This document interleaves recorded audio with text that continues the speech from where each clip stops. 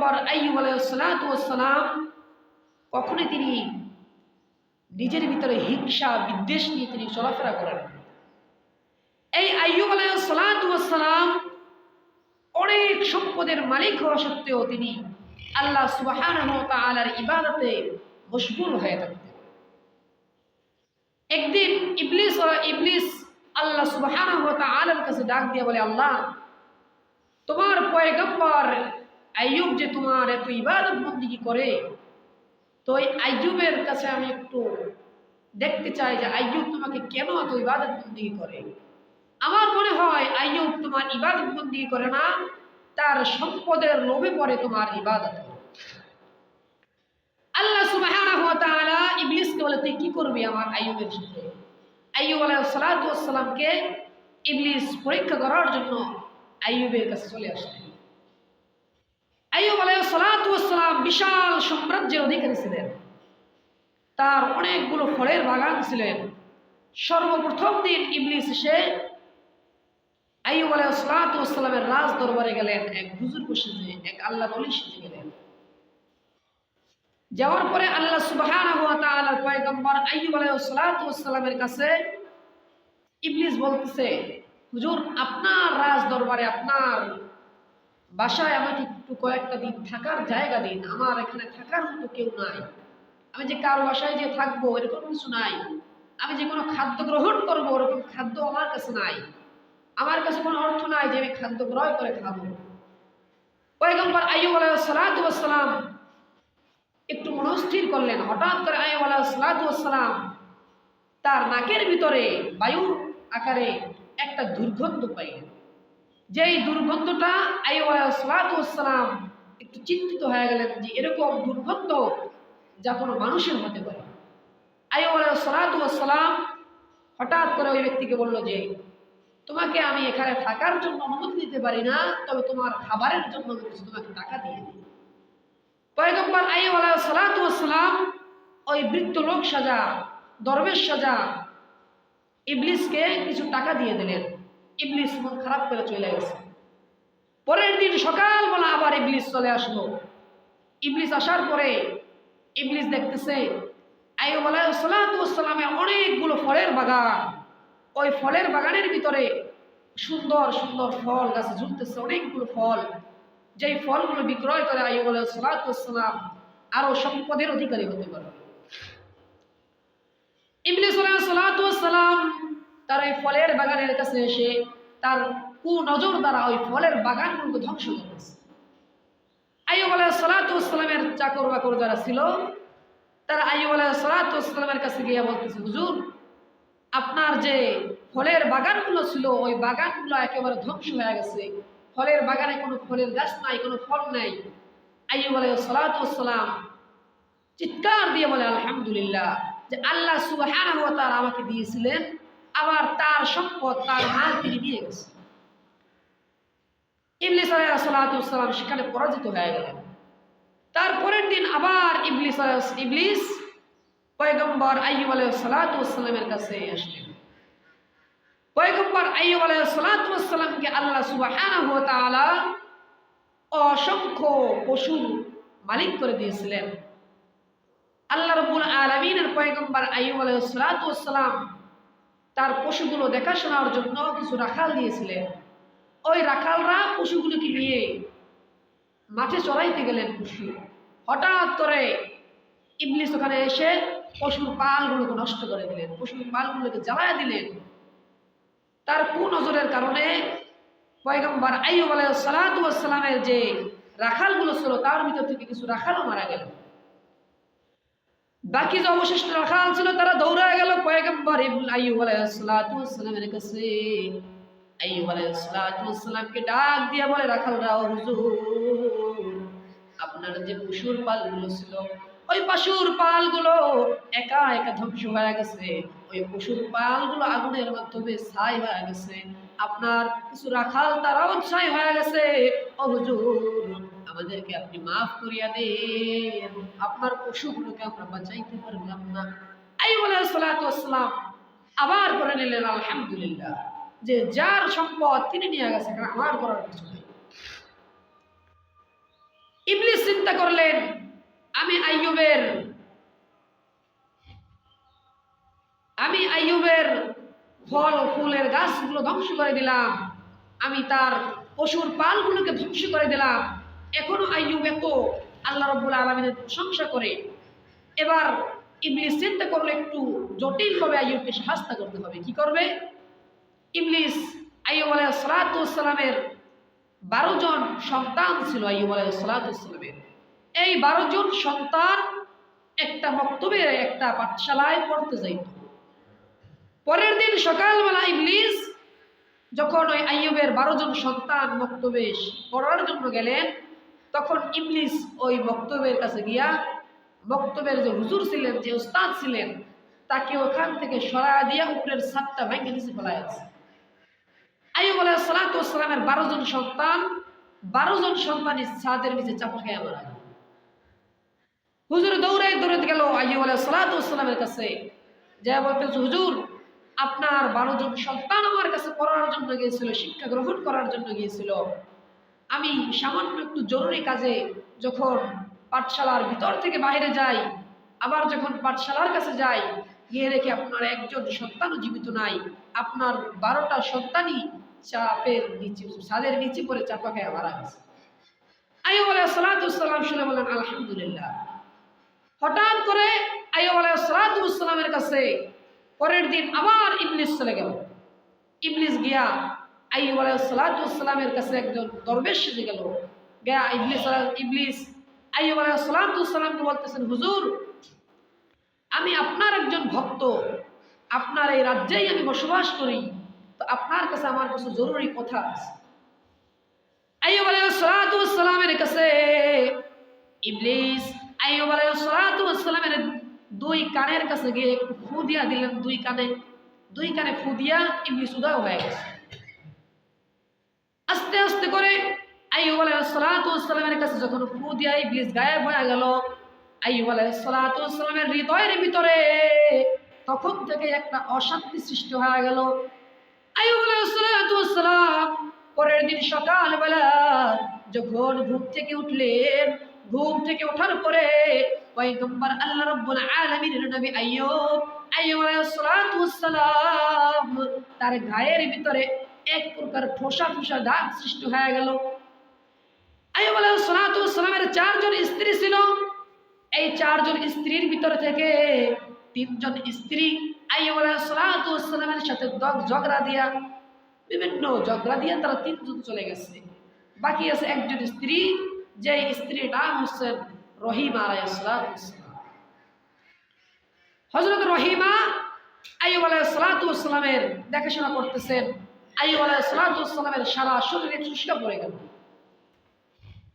আস্তে আস্তে করে আইয়ুব আলাইহিস সালাতু ওয়াস সালামের শরীরের ঠুসকাগুলো আরো বড় হইতেছে।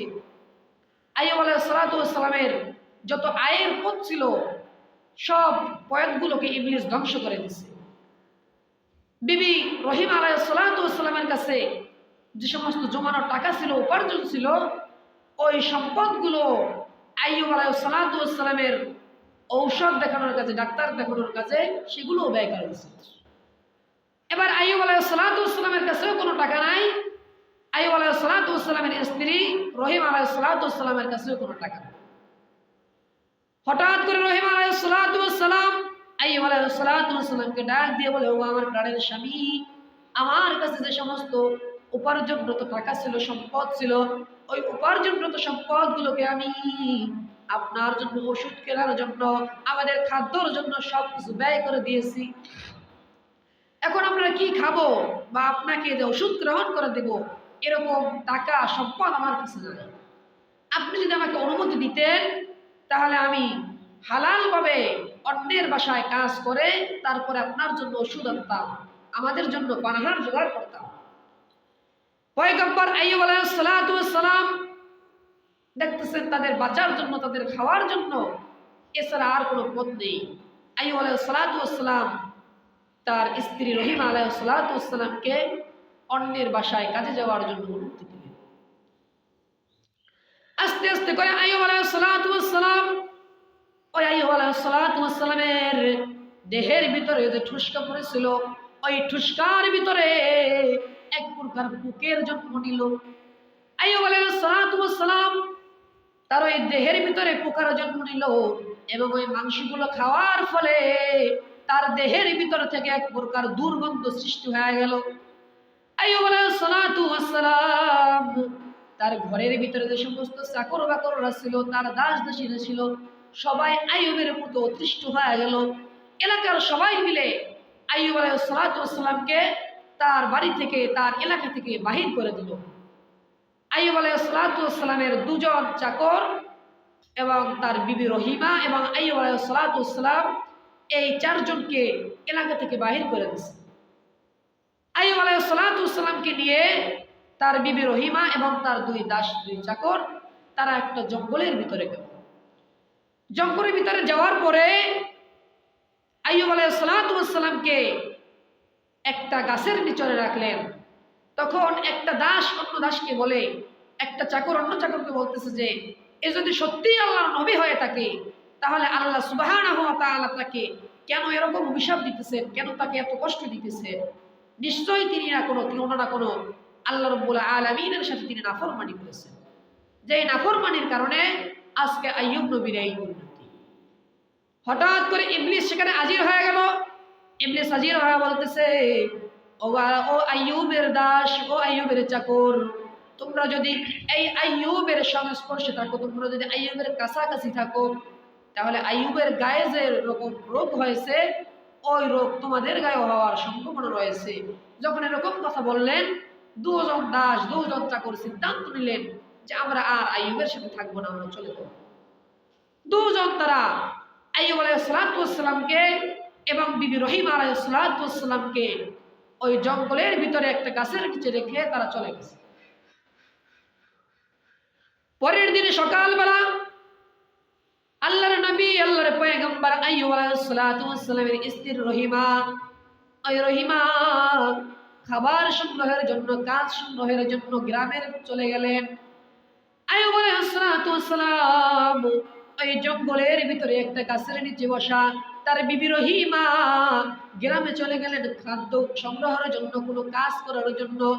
গ্রামে যাওয়ার পরে আইয়ুব আলাইহিস সালাতু ওয়াস সালামের স্ত্রী রহিমা আলাইহিস সালাতু ওয়াস সালাম কাজ খুঁজতেছেন।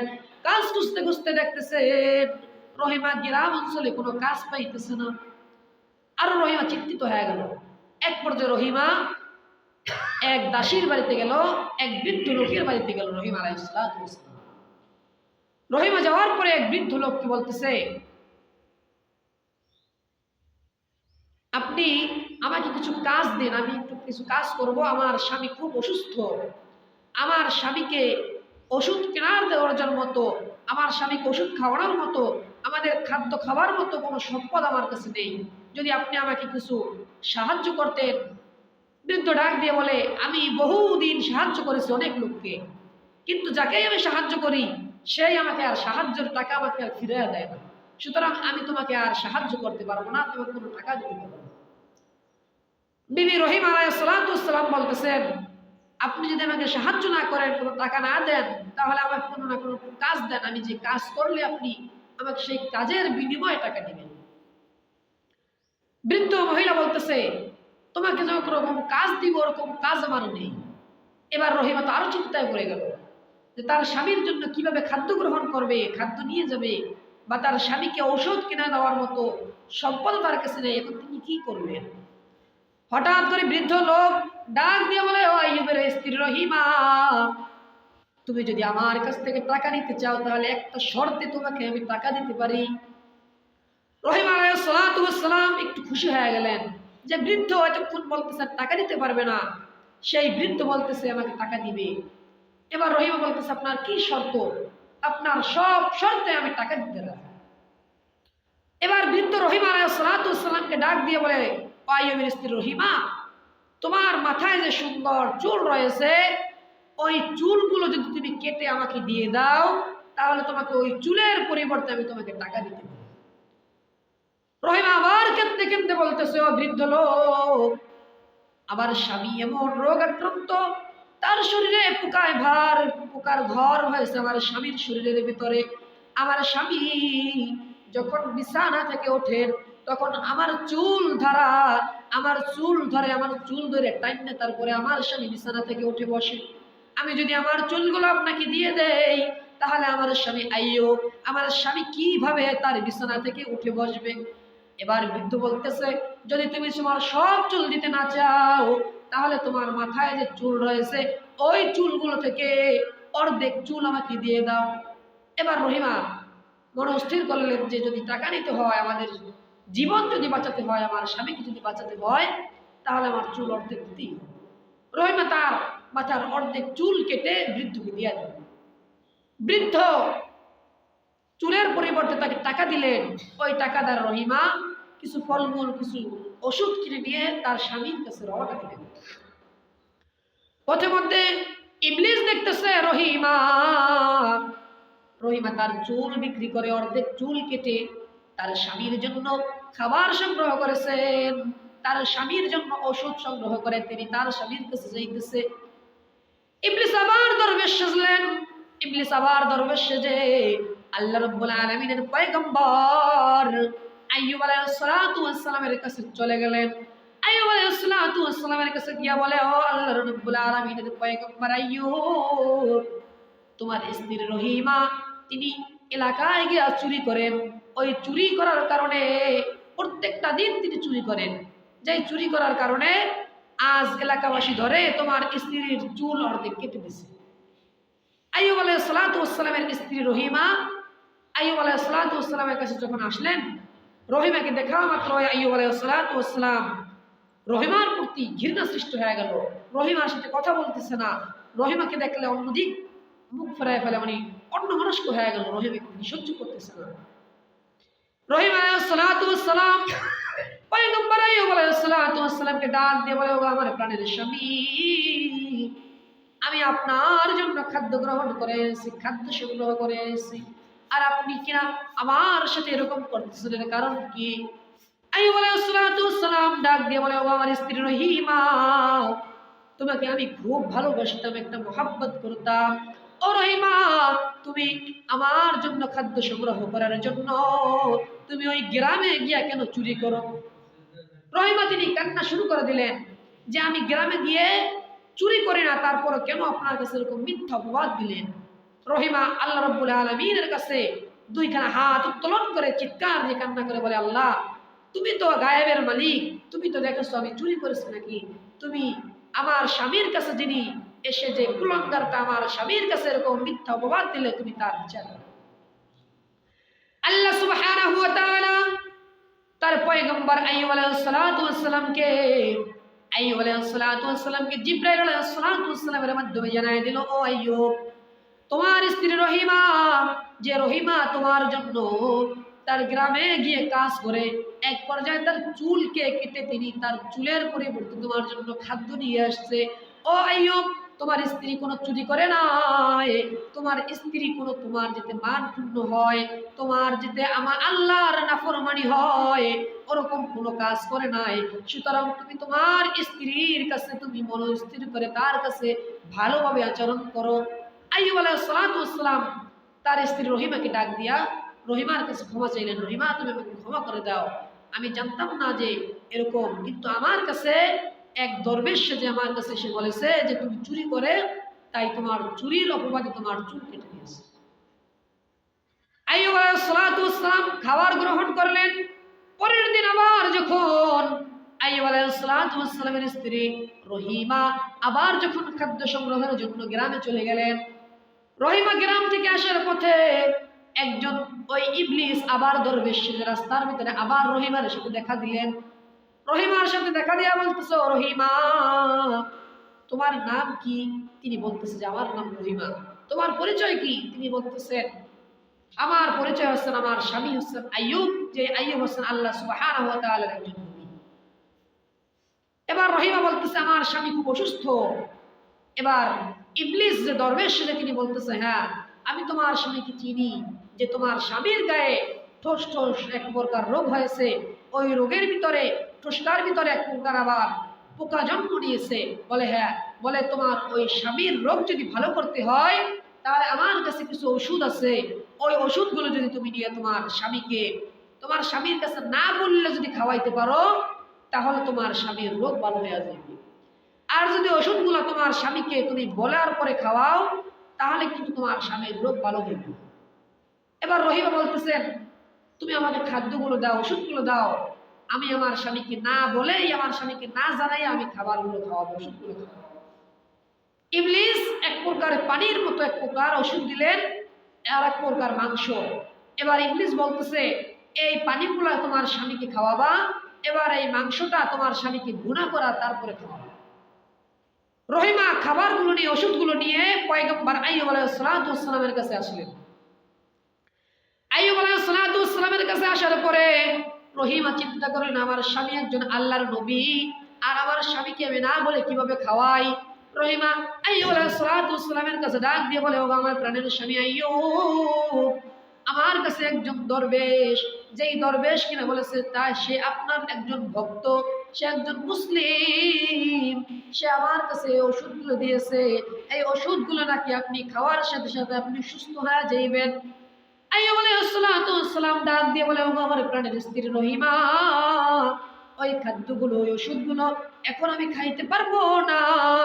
ওই খাদ্যগুলো যদি সত্যি আমার মঙ্গলের জন্য হয়, আমার কল্যাণের জন্য হয়, তাহলে আল্লাহ সুবহানাহু ওয়া তাআলা নিশ্চয়ই জিবরাইল আলাইহিস সালাতু ওয়াস সালামকে দ্বারা আমার কাছে জানায়া দিবে। সুতরাং জিবরাইলের মাধ্যমে কোনো ওহী আসা না আসা পর্যন্ত আমি ওই খাদ্যগুলো খাবো না। ওই ওষুধগুলোকে, ওই খাদ্যগুলোকে তুমি তোমার পাশে রেখে দাও। খাদ্যগুলোকে আইয়ুব আলাইহিস সালাতু ওয়াস সালামের বিছানার এক পাশে রাখলেন। হঠাৎ করে একদিন, দুই দিন, তিন দিন উত্তীর্ণ হয়ে গেল। আইয়ুব আলাইহিস সালাতু ওয়াস সালামের কাছে জিবরাইল আলাইহিস সালাতু ওয়াস সালামের কোনো ওহী আসে না। আল্লাহ রাব্বুল আলামিনের কাছ থেকে, আল্লাহ রাব্বুল আলামিনের পক্ষ থেকে কোনো ওহী আসে না।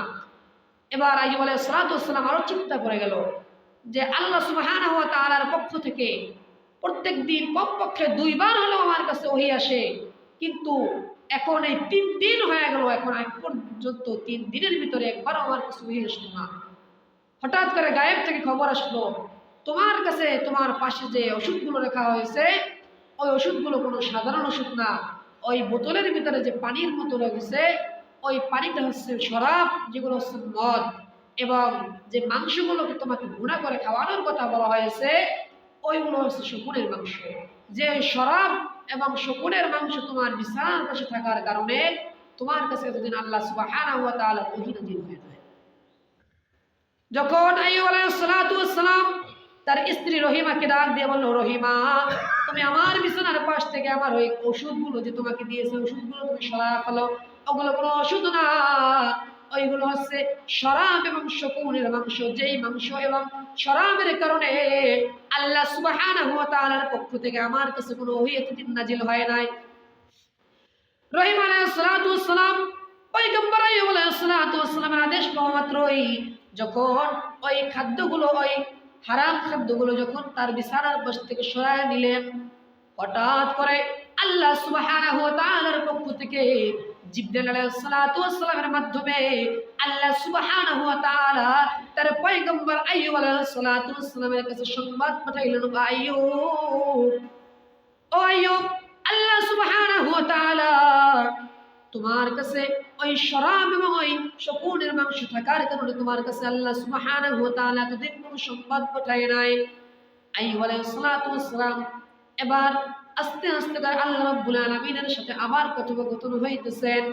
পরের দিন সকালবেলা আইয়ুব আলাইহিস সালাতু ওয়াস সালাম যখন মনস্থিরভাবে বসেছিল, হঠাৎ করে আইয়ুব আলাইহিস সালাতু ওয়াস সালাম, যে আইয়ুব আলাইহিস সালাতু ওয়াস সালামের পুরোটা দেহের ভিতরে পোকা জন্ম নিলেন।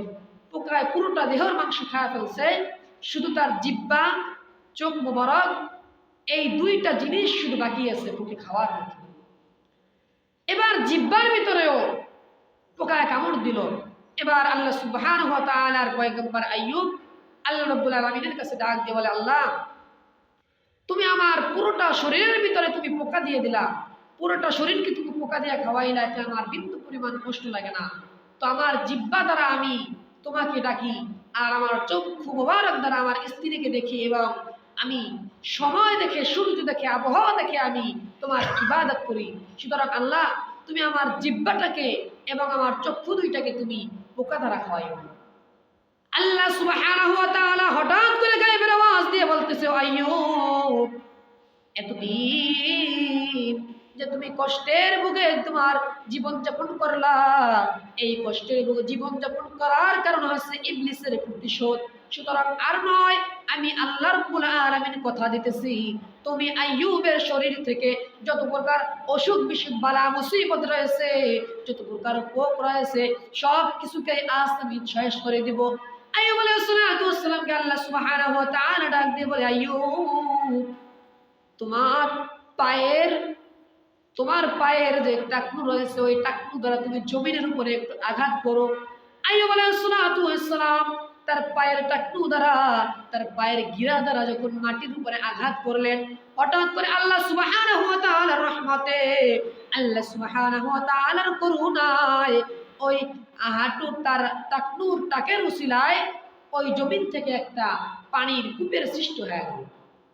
আল্লাহ সুবহানাহু ওয়া তাআলা ডাক দিয়ে বলতেছে, আইয়ুব, ওই পানি দ্বারা যদি তুমি গোসল করো এবং ওই পানি তুমি তোমার পেট ভরে, তোমার পেটে যত পানি ধরে তুমি তত পানি তুমি গ্রহণ করো, ওই পানি দ্বারা গোসল করার ফলে এবং পানি তুমি গ্রহণ করার ফলে তোমার শরীর থেকে যত পোকামাকড় রয়েছে সব পোকাগুলোকে আমি আল্লাহ সুবহানাহু ওয়া তাআলা শেষ করে দেব। আইয়ুব আলাইহিস সালাম ওখানে গোসল করলেন এবং পানি পান করলেন। আইয়ুব আলাইহিস সালামের শরীর থেকে সমস্ত পোকাগুলোকে আল্লাহ সুবহানাহু ওয়া তাআলা ধ্বংস করে দিলেন। আইয়ুব আলাইহিস সালাম আবার সেই আগের মতো সুন্দর দেহের অধিকারী হয়ে গেল। আইয়ুব আলাইহিস সালাম হঠাৎ করে আবার আল্লাহ সুবহানাহু ওয়া তাআলা তার ফেরেশতা জিবরাইল আলাইহিস সালামের মাধ্যমে জান্নাত থেকে হযরত আইয়ুব আলাইহিস সালামের জন্য পোশাক পাঠিয়ে দিলেন। এবং ওই আইয়ুব আলাইহিস সালাম সেই পোশাক পরে আবার সেই আগের মতো সৌন্দর্য, আগের মতো সুন্দর জীবন তিনি ফিরে পেলেন। তো আল্লাহ সুবহানাহু ওয়া তাআলার এই পয়গম্বরকে আল্লাহ সুবহানাহু ওয়া তাআলা এত কষ্ট দেওয়া সত্ত্বেও, এত জীবনের ভিতরে এত ভয়ঙ্কর কষ্টের সম্মুখীন হওয়ার পরেও তিনি আল্লাহ সুবহানাহু ওয়া তাআলার ইবাদত বন্দেগী করেছেন।